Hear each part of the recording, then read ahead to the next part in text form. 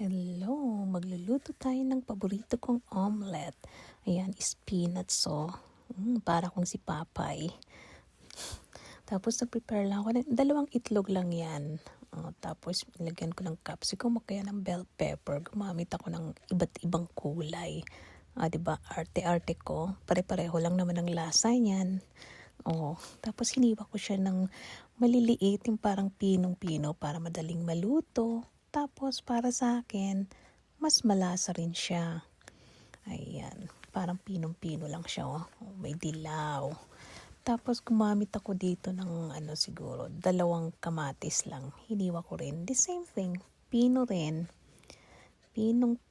Kamatis daw. Sibuyas, ano ba naman yan?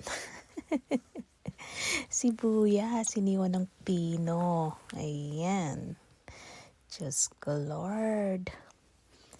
Nalito na sa sibuyas saka sa kamatis. Ayan, yung kamatis galing pa sa garden yan.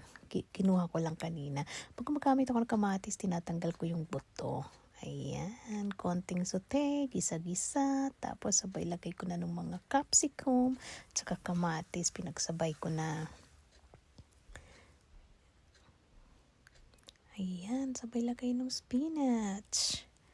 Halo-halo mix after. Nilahat ko na yung isang pack ng spinach kasi pag naluto naman yan, konti lang naman yan eh. Diba? Po, sabay lagay na ng itlog. Tapos after ng pagkalagay ko ng itlog, actually tinakpan ko siya. Kasi gusto ko siyang i-roll eh. I-roll ko yung yung omelette. Yan na. Ay, hindi ko pala nakuna na ni-roll ko siya. Ayun, hinati-hati ko na lang. Tapos, ayun na, ready to eat na. Kain na ha.